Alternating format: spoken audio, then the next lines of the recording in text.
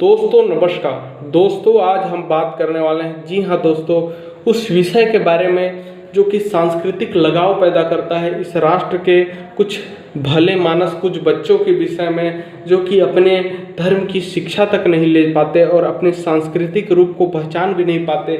आज हमारे राष्ट्र में किस तरीके से छोटे छोटे कुछ बच्चे हैं जो अपने धर्म के बारे में नहीं जान पाते। दोस्तों जी हाँ, कुछ छोटे बच्चे हैं जो कि अपने जीवन में अपने जीवन मूल्यों को और आदर्शवाद को समझ नहीं पाते दोस्तों।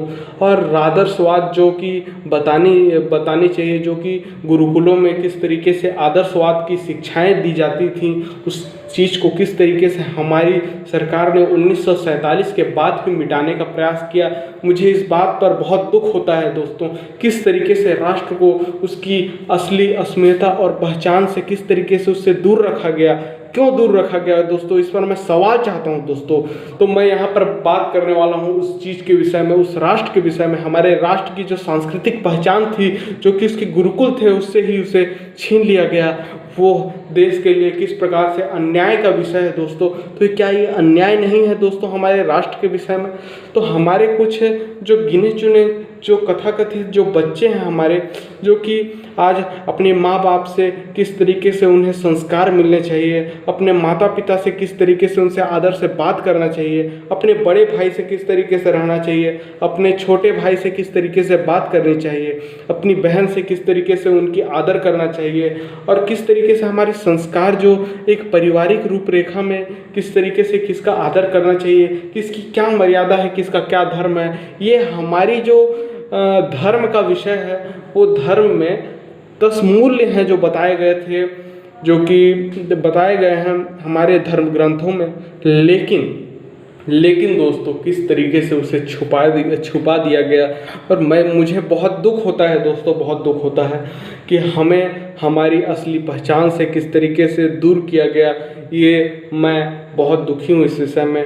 और मैं राष्ट्र को और राष्ट्र के कुछ अध्यक्ष जो हैं इस देश के, जो राष्ट्र को संभालने वाले हैं, जो नई सत्ता में आए हैं, तो दोस्तों वो जाने, अगर जब आप अपने बच्चों को उस तरीके से अपने राष्ट्र के विषय में और अपने देश के विषय में नहीं बताएंगे कि उनकी संस्कृति क्या है, उनका धर्म क्या है, उनकी जो संस्कृति क्या है, उनका 5000 साल पुराना उनका इतिहास है दोस्तों, क्या है उनका 5000 साल पुराना इतिहास, उस विषय को वो नहीं जानेंगे दोस्तों, तो क्या वो आपकी सेवा करेंगे बुढ़ापे में? ये बात को आपको भी सोचनी होगी दोस्तों। जी हाँ, अगर जब उस समय वो आदर्श वो अलग था, वो अलग संस्कृति थी, आज़ादी के बाद भी आपके माताओं ने, आपके पिता माता और आपके दादा दादी ने भी वो संस्कार, उनमें मूल्य जो थे वो जीवित थे दोस्तों, वो जीवित थे उस समय। जो आदर्श जो रामचरितमानस में जो बताया गया है, वो जो भगवान श्री कृष्ण के भगवत गीता में जो बताया गया है, वो मूल्य उनमें बाकी थे दोस्तों। लेकिन आज का ज़माना किस तरीके से बदल रहा है और किस तरीके से लोग भोग विलास में लिप्त हो चुके हैं, उसको आप जानते हैं दोस्तों। किस तरीके से राष्ट्र एक बड़ी मानसिक बीमारी से ग्रसित हो चुका है और इस देश का युवा अपने ही माँ बाप का नाम भूल चुका है। यहाँ पर अपने दादा दादी का वह व्यक्ति नाम याद नहीं रखता है दोस्तों। तो आप समझ सकते हैं इस राष्ट्र की जो परेशानी है किस हद तक नीचे गिर चुकी है और राष्ट्र हमारा किस विषय तक नीचे फिसल चुका है दोस्तों। राष्ट्र हमारा एक दुविधाओं से, मानसिक जकड़न और बीमारी से गुजर रहा है दोस्तों। जी हाँ, एक मानसिक जकड़न।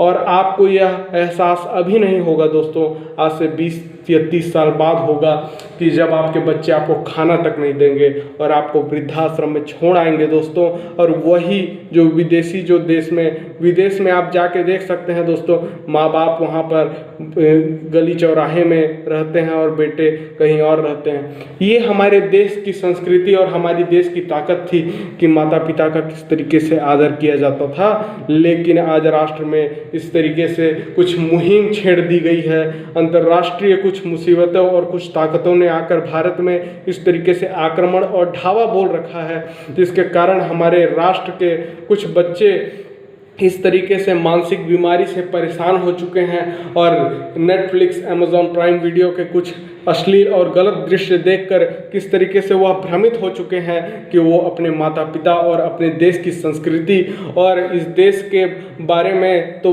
सोचना तो भूल चुके हैं, अपने धर्म के बारे में तक भूल चुके हैं दोस्तों।